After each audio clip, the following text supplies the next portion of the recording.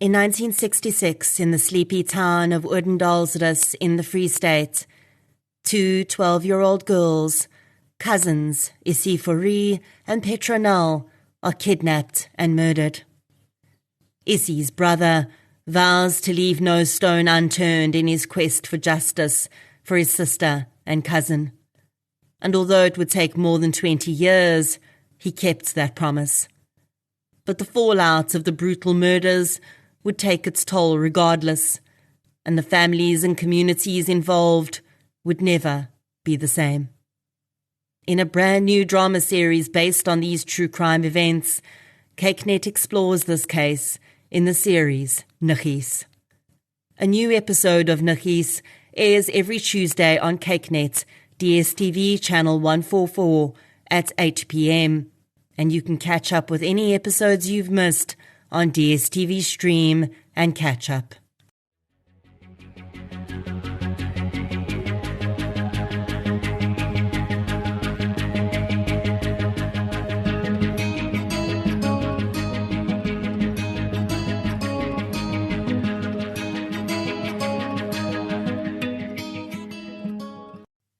Welcome to True Crime South Africa.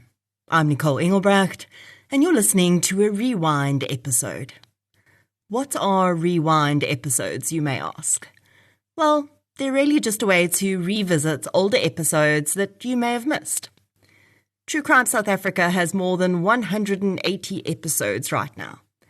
And although many of you may have listened to each and every one twice, many episodes seem to have been lost in the wave of new content.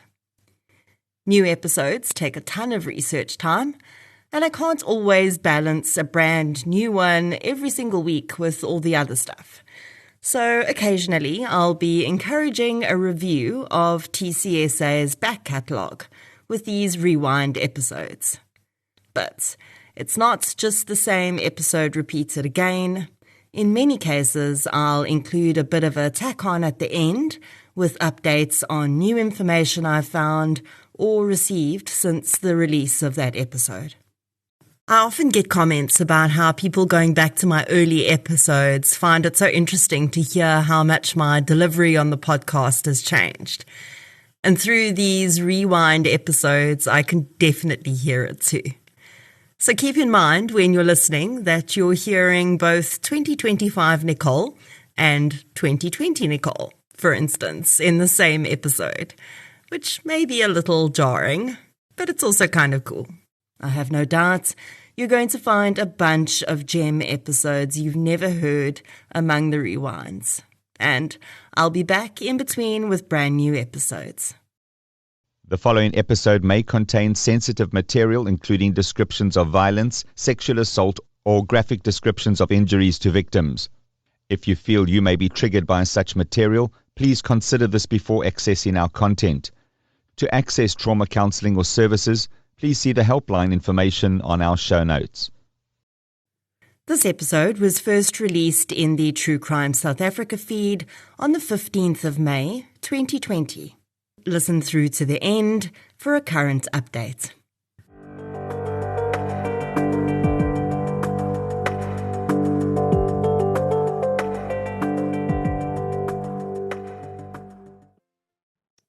I chose this case to cover today because it puts a different slant on the scourge of domestic violence, and it puts the focus on something that, in my opinion, doesn't get near enough attention. While women are predominantly the victims of domestic violence, men are very often also victims. Domestic violence against men is hardly ever spoken about, though, for many reasons. Our society has difficulty accepting that a man can be a victim of domestic violence, simply because we see men as stronger than women. Just like rape is not about sex, domestic violence is not about brute strength. It is about power, dominance, and control. Abuse doesn't start with a slap or a punch, and often it doesn't even get to that point. People don't stay in abusive relationships because they're being physically held there. They stay because they've been so significantly controlled that they feel helpless to make a change. And in that context, men are no different to women. Domestic violence and abuse against men by their partners is absolutely real. But because there's still such a stigma around it, victims don't come forward. The fact that the victim in this case was a public figure also helps us to realize that this can happen to anyone. This case presents as a murder for hire due to greed. But honestly, I think it goes much deeper than that. The resources I used to research this episode include the chapter on this case in Blood on Her Hands by Tanya Faber, as well as 4 court documents which related to the case. There are a lot of role players in this case, and I'll do my best as I go along to remind you of who is who. So without further ado, let's get into Episode 30, The Murder of Taliep Petersen.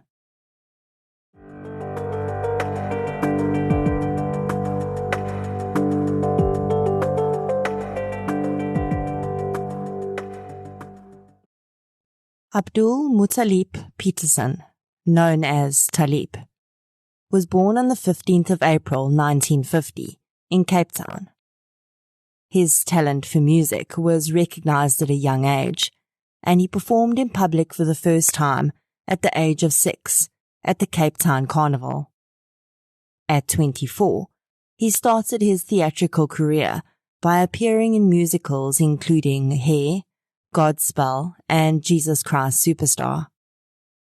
After studying classical guitar in the UK for a time, Taliep wrote his first musical, Carnival à la District 6, which was no doubt inspired by his first public performance as a child.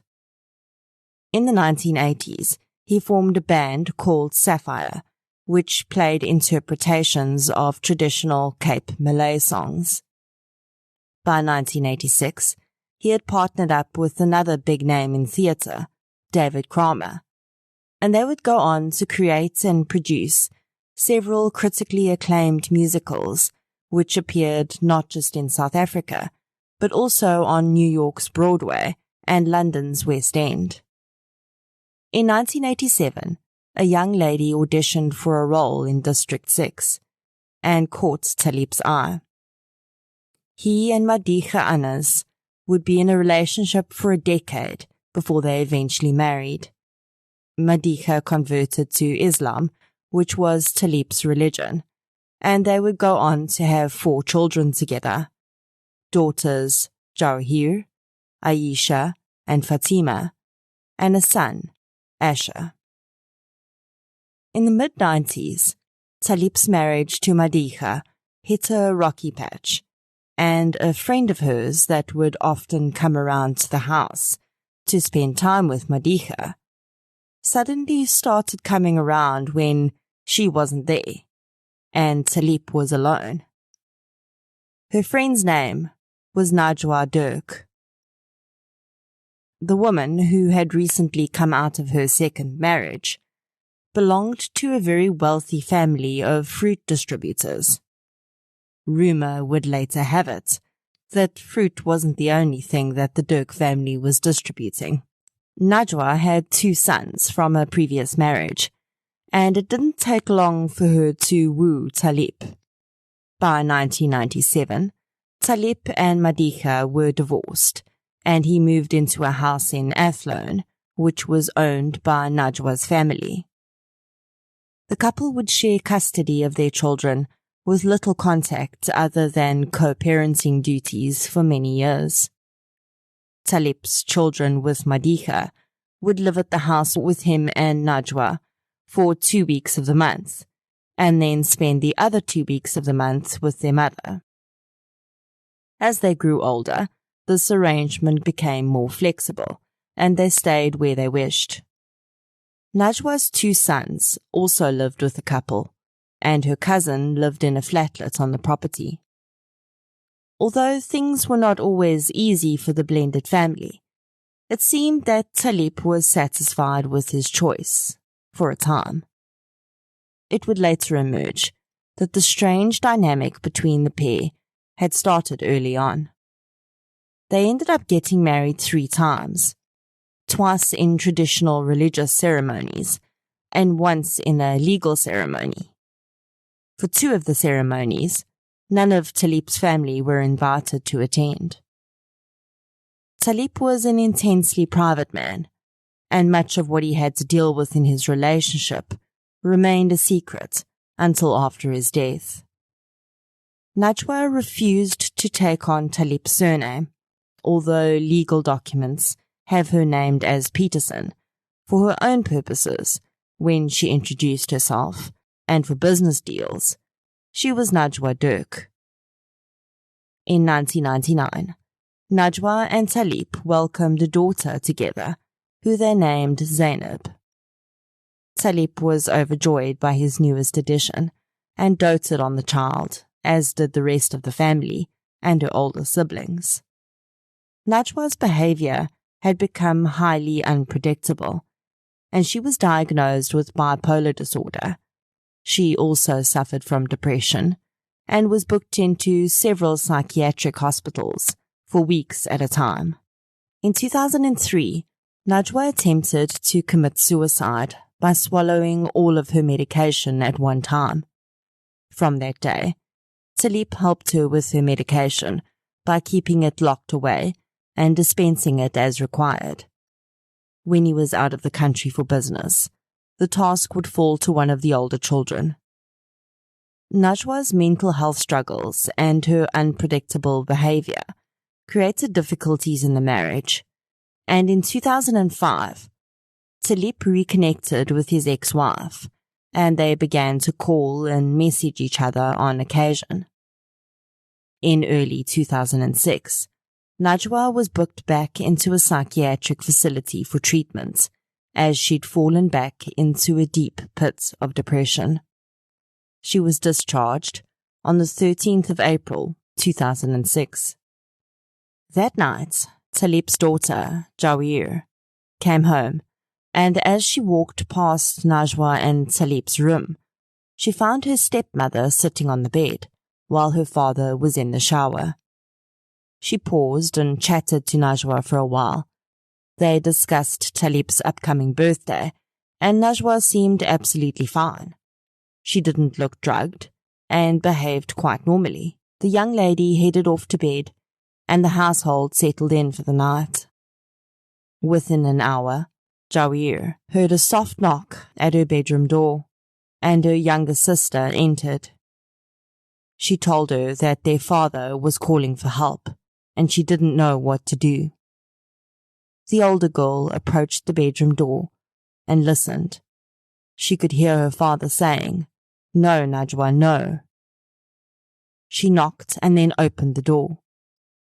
The room was dark except for the blue glow of the television, and she called out to her father, asking if everything was okay. He responded in a small voice that she should switch the light on, but she shouldn't freak out when she did. Unfortunately, she couldn't keep that promise, as the minute the light flooded the room, a horrific scene revealed itself to the girl. Her stepmother was kneeling on the floor. She had a knife in her hand, and Taliep was doing his best to hold her back. His chest was covered in blood. It also lined the blinds and duvet. Jahir said that Najwa's expression was the most horrifying part of the whole scene. She had never seen her stepmother look like that before. She described it as almost demonic. By then, much of the household had gathered around the scene, and Taliep handed the knife to the family's live-in domestic worker, asking her to please wash it carefully and pack it away. Taliep then arranged for Najwa to return to the psychiatric hospital for another 3 weeks, and he was taken for urgent medical care for his stab wounds. The incident was never reported to the police, but when Najwa returned from the psychiatric facility, things were very different in the home. Taliep's children no longer wanted to sleep overnight at their house, and if they did, they locked their doors. Every bedroom door in the household was locked at night from that point.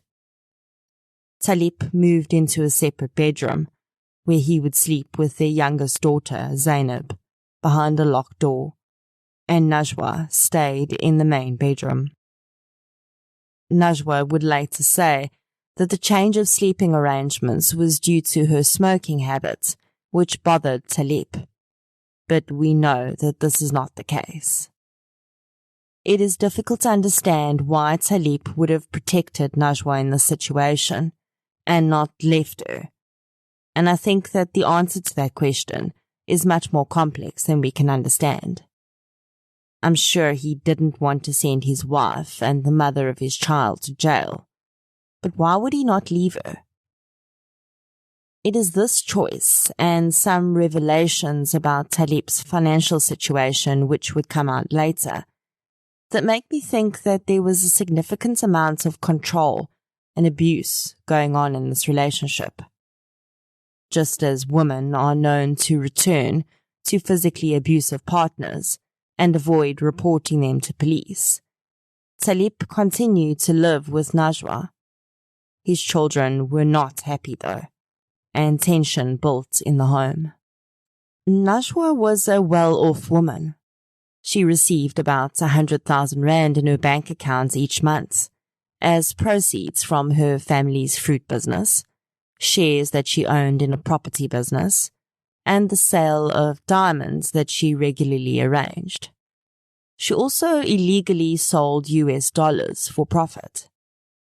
It would emerge that Taliep didn't have any money of his own. He had a bank account, but the only money that was in it was what Najwa transferred into the account to run debit orders for his life insurance policies. Any money that came from his appearances or musicals was transferred directly into Najwa's account.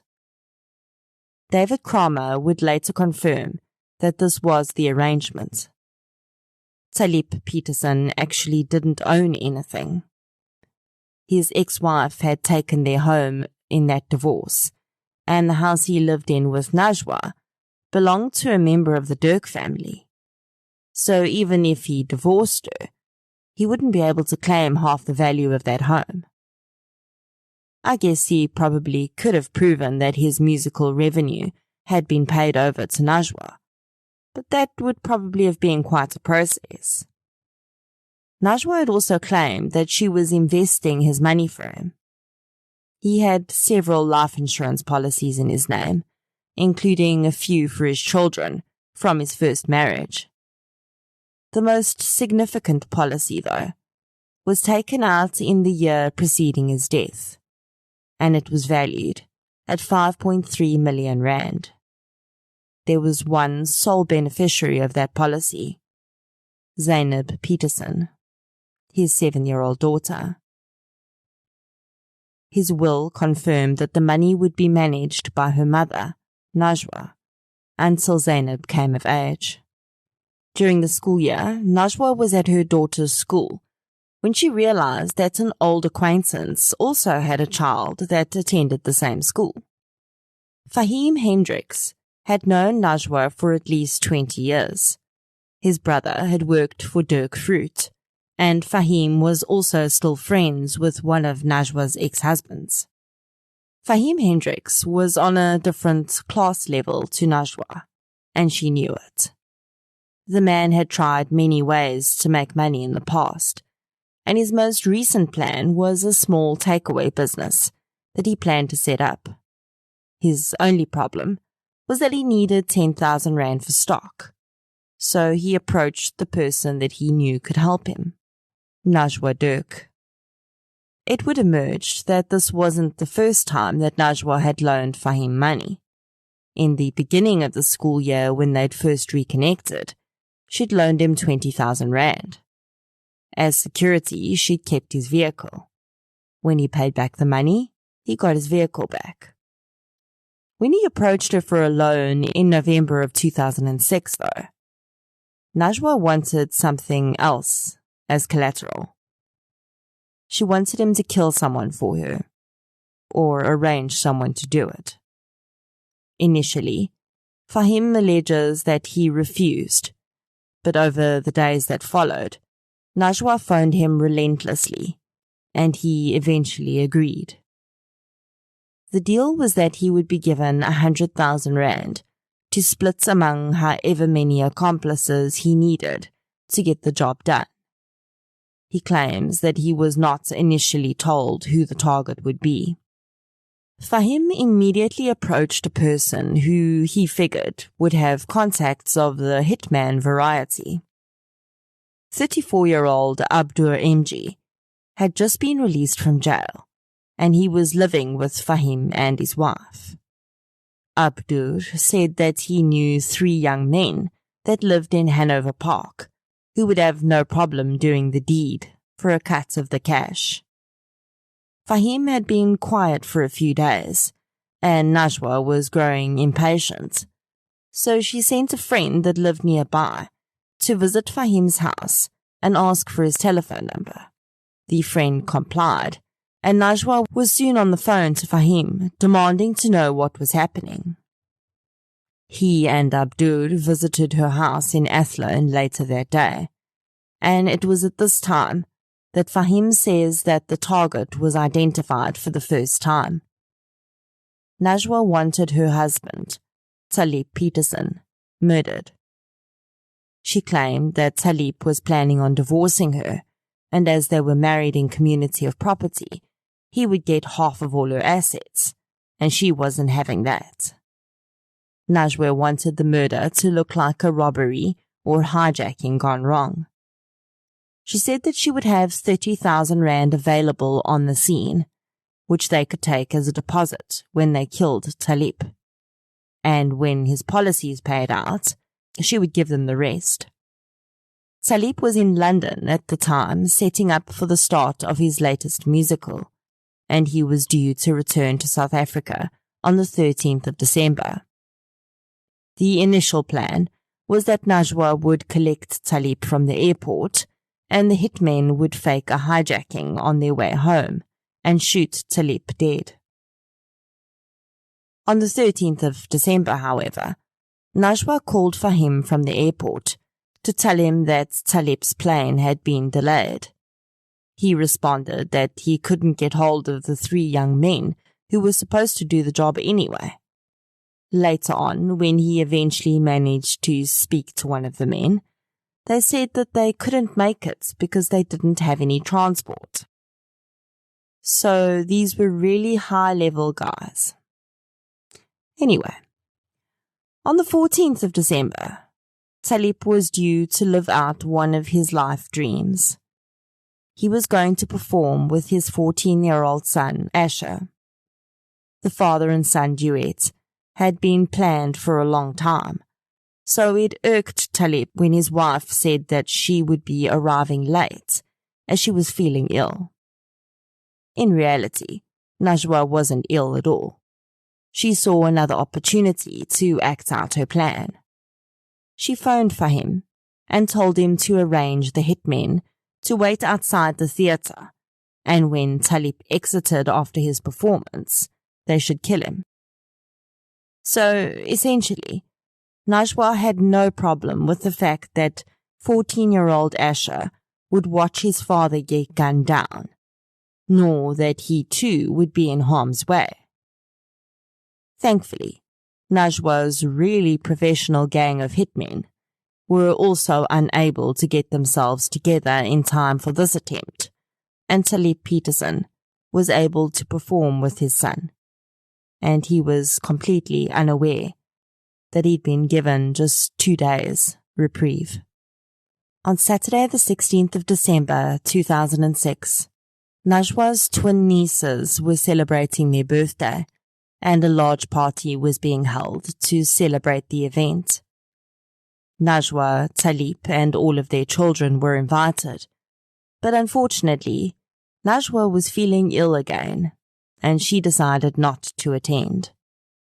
Taliep and several of the children attended, and likely still tired from his overseas trip, Taliep returned home at about 10 p.m.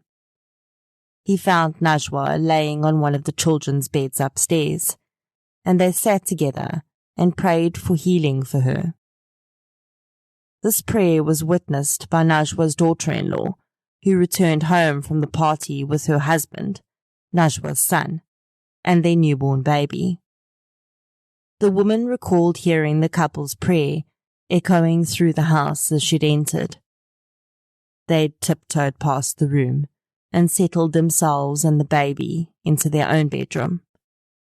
Their prayer completed, Taliep had invited Najwa's cousin inside for tea and birthday cake, and they'd sat around the kitchen table, chatting for about an hour. At some stage, Najwa had joined them. She'd also had some cake and tea, and then told the men that she was going to turn in for the night. She went upstairs and drew a bath, placing candles around it. She then listened as Taliep came upstairs and settled into his room to watch television. She knew him well enough that she'd known he would either be watching television in his room or he would be in his studio, and that is exactly what she told Fahim to tell the men that were on their way.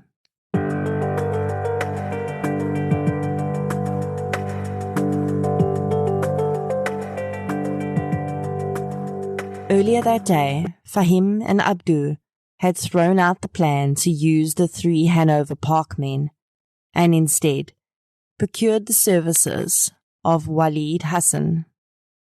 Walid and one of his employees, Jefferson Snyders, had driven to Taliep's home and scoped out the street and the entry points in preparation. They'd been told that the front door would be left slightly ajar, the security gate would be unlocked, and the alarm system would be disarmed. The security cameras on that side of the house would also not be working. Indeed, as Taliep went upstairs, he did not arm the alarm. The standing rule in the house was that the last person in would arm the system, and Najwa's other son was not home from the party yet. Najwa made a final call to Fahim at 11:30 p.m.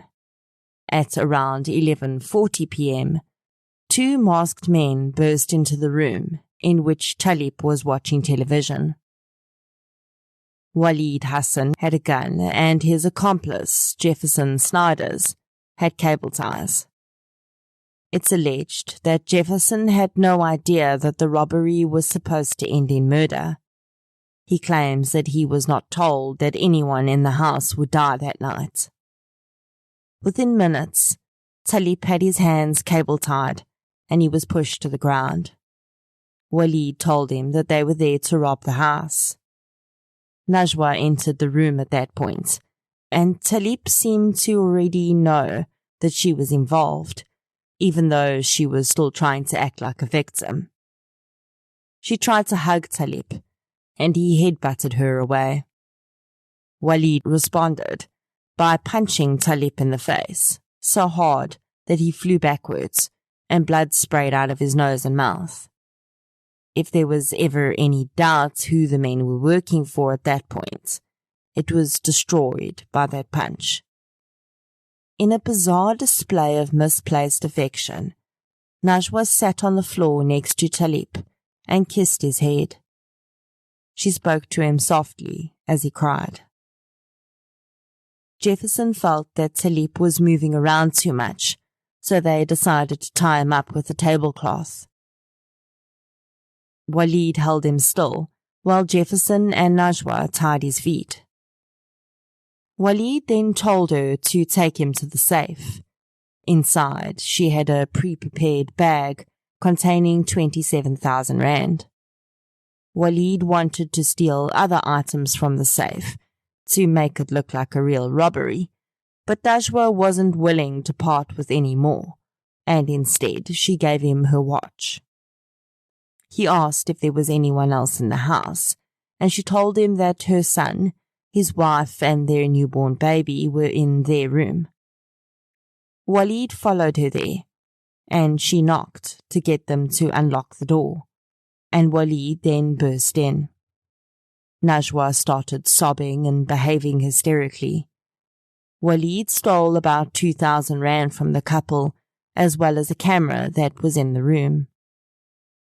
In a heart-stopping moment, Walid paused, gun in hand but not pointed anywhere specific, over the newborn baby's crib. He then bent down and kissed the child on the forehead. Locking the couple and the baby in the room, Walid and Najwa proceeded back to where Taliep was tied up. Jefferson, who had been left to care for the man, had shoved a glove in his mouth, presumably to stop him talking or screaming, but bizarrely, he was also wiping away Taliep's tears and the blood that streamed down his face. On the way back to the room, Najwa told Walid that he had gotten what he had come for, and now he had to finish the job. Walid went into a nearby room and retrieved a pillow. He told Jefferson to go and act as a lookout outside. The man, who had presumably just realized that a murder was about to be committed, was all too happy to leave. Walid folded the pillow in half and inserted the gun into the fold. He pointed it at Taliep, who, having had the glove removed from his mouth, was now rocking back and forth, repeating an Islamic prayer. Walid would later say that he hesitated to pull the trigger, and Najwa had placed her hand inside the pillow on his hand, and then a single round went off. This testimony is to be taken with a pinch of salt, because Walid is a career criminal who was trying to minimize his role in a brutal murder. He claims, though, that he's not sure if he pulled the trigger or if Najwa did. Taliep Petersen died almost instantly, a small mercy considering the terror he would have endured in the minutes before his death. His final thoughts would likely have been of the treacherous woman who stood before him, who tried to take his life once already, and on her second attempt was about to succeed. He would likely have also been filled with fear for the safety of his 7-year-old daughter, who lay sleeping in the room next door. At that point, he would have had no idea how far Najwa would go. As her husband lay dead on the floor, Najwa Dirk had the men lock her in the room with little Zainab, who was about to wake up to a world forever changed. Najwa gave Walid and Jefferson time to escape, and then phoned several of her own family members, telling them to come quickly, as they'd been robbed, and she'd heard a gunshot. The next half an hour is a muddle of family members phoning other family members. At some stage, someone thought to phone Taliep's younger brother, who lived very close to the Athlone home. He would be the first to arrive on the scene with his son. He found his brother's dead body on the floor, and the pair proceeded to break down the 2-bedroom doors behind which the occupants had been locked. A shaking and sobbing Najwa Dirk was administered a sedative by her family doctor before the detective arrived to take a statement from her. As per Islamic burial requirements, Taliep Petersen was laid to rest within 24 hours of his murder. On the day of his burial, Najwa Dirk was visited by Fahim Hendricks at her home. Initially, he was refused entry, as during her traditional mourning period, a Muslim woman is not allowed to see men who are not members of her family. The same friend of Najwa's who had gone to get Fahim's telephone number had been at the house that day and recognized Fahim and tried to turn him away. Najwa, though, had intervened, saying that she had to see him about money that he owed her. Money exchanged hands that day, but it wasn't from Fahim to Najwa.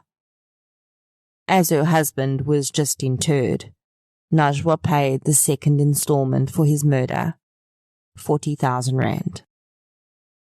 Taliep's younger brother would later say that he had a very bad feeling on the night that his brother had died. He hadn't liked the way the Dirk family was behaving that night, and he felt in his gut that the incident had not simply been a robbery gone wrong. 6 months would go by, though, before the truth would start to come to light. As the world mourned one of the brightest stars of South African theatre, the police were under pressure to solve this high-profile crime. It's unknown exactly when police had enough evidence to turn the tide, but it would emerge that Najwa had made a critical mistake in the hours after the murder. The responding officer had noted that she still had 2 cell phones in her possession after the robbery, one of which she had used to call her family. This was strange because the other victims in the house had been robbed of their cell phones. The officer asked Najwa for her cell phones as evidence, and she hesitated. She asked if she could just quickly take down a few numbers so that she could call people about Taliep's passing. The officer allowed it, and during this time she attempted to delete Fahim Hendrik's cell phone number from her phone. Of course, they were still able to retrieve all of her call records, which meant that she couldn't hide the fact that she'd phoned Fahim 51 times in the space of 5 days, before and after her husband's murder. When Fahim was questioned about this, he staved police off for a while by telling them that he and Najwa were in a relationship. The police knew that this would likely not be the case, though, and before long, they started to put pressure on Fahim. Identifying him as the weakest link, they arrested him for being in possession of an unlicensed firearm. When he was released on bail, he spoke to an attorney and mentioned that he may have information about Taliep Petersen's murder. The attorney told him to either come clean to the police or make sure that he had at least 20,000 rand for bail if he was arrested on that charge. Fahim made contact with Najwa, and she arranged for him to collect 20,000 rand from her father's house to ensure that if he was arrested, he spent as little time as possible under police scrutiny. In the end, Fahim decided to spill the beans, and in June 2007, 6 months after Taliep's murder, he confessed to police, receiving immunity from prosecution, and he was placed into witness protection. Within days, Najwa Dirk, Walid Hassan, Abdur MG, and Jefferson Snyders were arrested and charged with the murder of Taliep Petersen, as well as 4 other charges related to the robbery and the firearm used in the crime. All parties pleaded not guilty to the charges before them. The trial against the accused was delayed on several occasions, as Najwa Dirk moved through 4 different sets of counsel before finally settling on one. Her defense was that her family had indeed been a victim of robbery that night, and that Fahim must have arranged it because he knew that she had money. As for the stabbing incident earlier that year, Najwa said that she conceded that it must have happened because people told her that it had, but she had no memory of the incident. She explained the numerous telephone calls to Fahim by saying that she was calling to remind him to pay her back the loan, because in her words, money is very important to me. Several witnesses testified that they had also taken loans from Najwa, and she had never called them to remind them about their payments, and certainly not 51 times in 5 days. During the course of Najwa's trial, her father had a heart attack and then passed away in a car accident, and her mother suffered a stroke. In passing sentence on Najwa, the judge stated that although she had tried to present an image of a meek and mentally unstable woman, the evidence before him told a very different story. In his opinion, he felt that Najwa held a great amount of sway in her relationship. She had made herself financially superior and controlled the finances within the relationship. Interestingly, psychologists that assessed Najwa could not agree on a diagnosis of bipolar disorder for her and felt that she may have been misdiagnosed. The judge referred to this in his sentencing and said that this lingering, undiagnosed and seemingly untreatable mental health condition was used by Najwa to manipulate Taliep. Najwa Dirk was found guilty and sentenced to 28 years in prison. Walid Hassan and Abdur MG were sentenced to 24 years in prison. Jefferson Snyders was sentenced to 10 years in prison. I did some social media digging, and I was happy to see that Taliep's children seem to be doing very well. Zainab has grown into a beautiful young woman, and she seems to have a strong relationship with her siblings. She still occasionally posts in remembrance of the day her father was taken from her, expressing her sadness that he's no longer with her, and remembering the great father that he was. I have no idea whether she still has any contact with her mother. To be honest, I don't know that that would be an easy decision to make. She already lost her father, and then she essentially lost her mother too. The performing arts community and the citizens of Cape Town, South Africa and the world deeply mourn the loss of Taliep Petersen. The former Premier of the Western Cape said that Taliep managed to, quote, capture our entire history, express our deepest pain, articulate our joy, and demonstrate our humanity through music and drama, end quote. The circumstances that brought Taliep to the end of his life could well have been straight out of a dramatic production. A scheming, murderous wife hires several initially bumbling and eventually deadly hitmen to kill her husband, presumably out of greed. That last bit might not be the entire story, though, in my opinion. As the judge alluded to in his judgment, there was a significant amount of control and manipulation in this relationship. I think that from the moment Najwa laid eyes on Taliep Petersen, she decided that she wanted to possess him. This larger-than-life personality and talent had attracted her interest, and despite him being the husband of a good friend, she set her eyes on making him hers. 2 marriages in, she was looking for a third man to control, and Taliep must have seemed like the ideal specimen.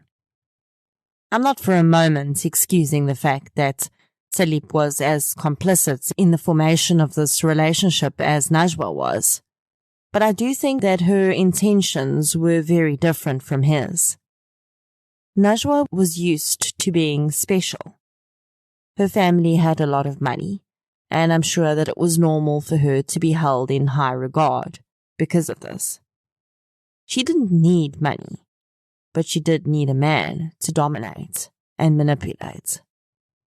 The fact that she started so early on with her financial control tactics spells trouble, in my opinion. It would be easy to say that maybe that's the way Taliep wanted it, but many of his family members said that he told them that his financial isolation was very concerning to him.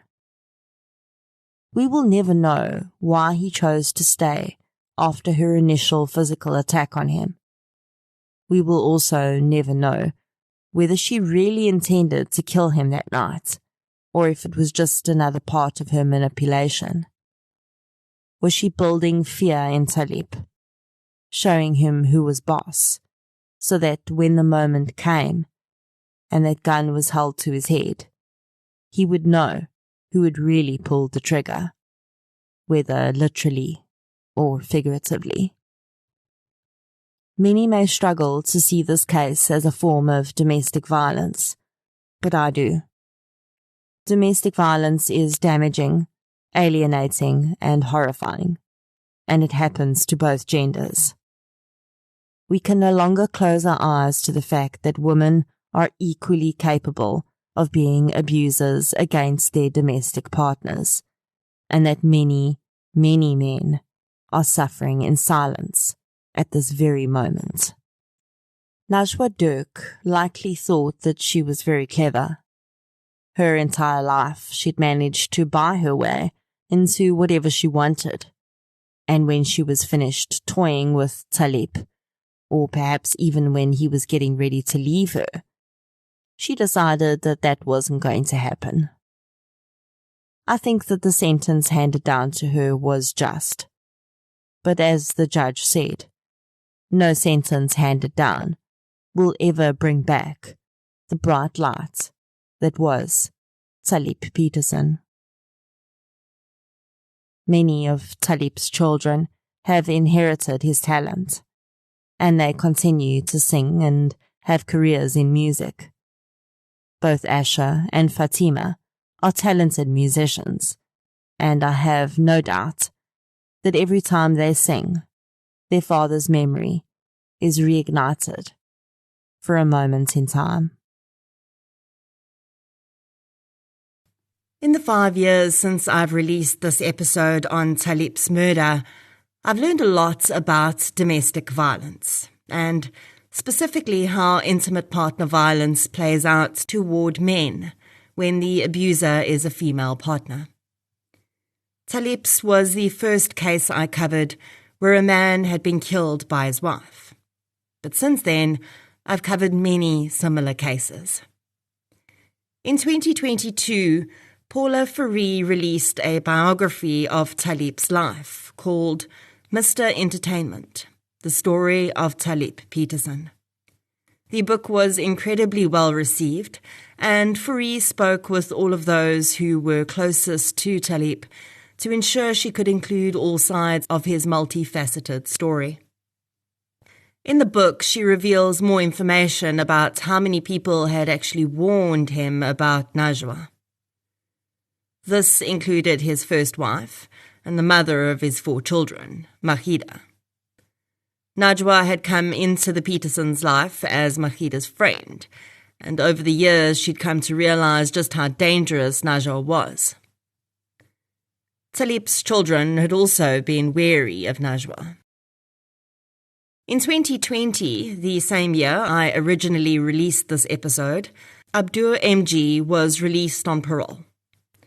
Jefferson Snyders, who served a 10-year sentence and was released, passed away in 2021. In that same year, Waleed Hassan, the man who fired the shots that killed Taliep, became eligible for parole. He was not granted parole at the time, but finally was released on parole in 2024. In 2022, the last of the perpetrators, and perhaps the one who Taliep's family had felt most betrayed by, Najwa, became eligible for parole. As part of that process, a victim-offender dialogue was held with his children, which by all accounts did not go well. Najwa was not granted parole at that time. As the book about Taliep's life and death was released in that same year, some of Taliep's children agreed to speak with the media. This included the daughter that he and Najwa had had together, Zainab, who was just 7 years old when her father was murdered. In the interview, Zainab recalled how she'd felt uneasy that night and still couldn't explain why. She told her father that she was afraid something was going to happen, but he'd reassured her that everything was fine and put her to bed. The next time she'd seen him, he was lying in a pool of blood on the floor. Zainab was raised by her uncle and grew up with very few female role models. She does appear to still have a good relationship with her half-siblings from Taliep's first marriage.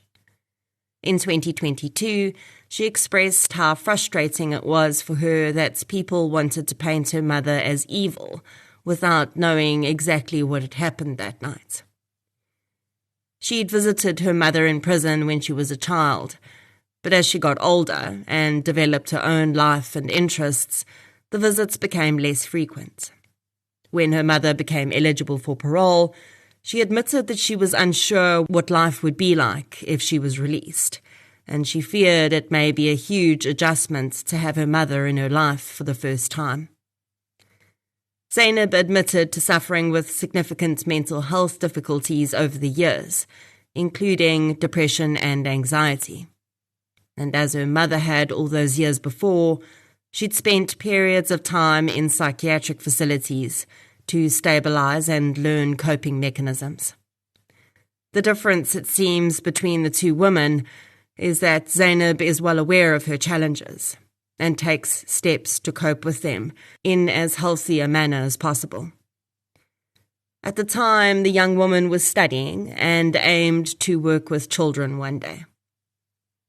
Taliep's son, Asher, got married in 2022, and the wide-reaching ripples of a crime like this were clearly evident at that time.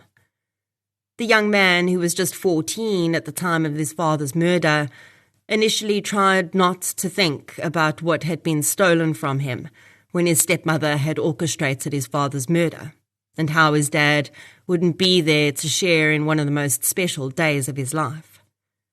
But it seemed inevitable that those feelings would come. And so, on the day, he and his new wife took a special photograph to include his dad in the day. The couple travelled to the bridge over Nelson Mandela Boulevard near Woodstock, which was named after Taliep in 2015, and took a photograph there. After Najwa was denied parole on the previous occasion, she once again became eligible in 2024. This time, Taliep's children returned for another victim-offender dialogue and received more of the same from Najwa. She still refused to admit her involvement in Taliep's murder.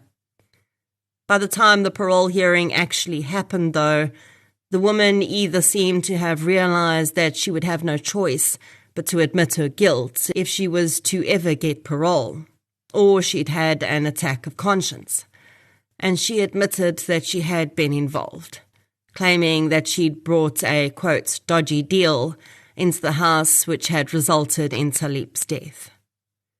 Two of Taliep's daughters present were incredibly grateful for this admission. They told Najwa that they forgave her because they knew that their father would have forgiven her too, and they were relieved to finally hear her admit her involvement. After that parole hearing, it was announced that Najwa had been granted parole and would be released in November 2024. But that was not the end of the story.